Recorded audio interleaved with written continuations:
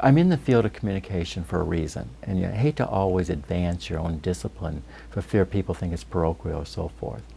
But I truly believe today that we need a very different way of thinking about issues that is formed in communication and away from the kind of psychology that's tended to do it.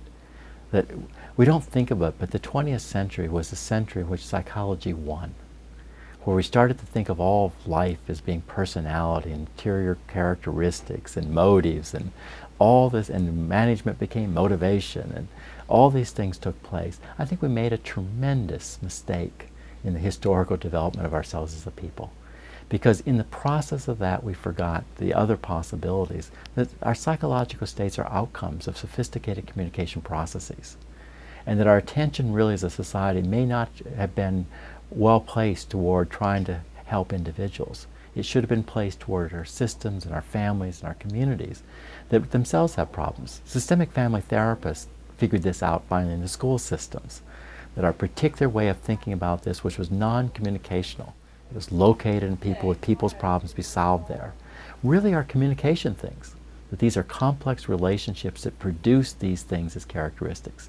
I think our discussions of morality have suffered because we located it in the person and waited for the person to be moral instead of located in our communication systems.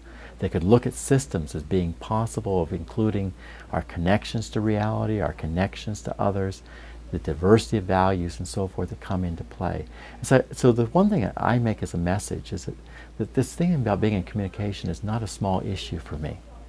It is for me the next step that we have to take as a human community to start dealing with our problems. That this isn't about fixing people. This is beginning to work with the systems by which we make choices and decisions together, figuring out new languages and vocabularies and ways of thinking through issues that are invented in a communication process.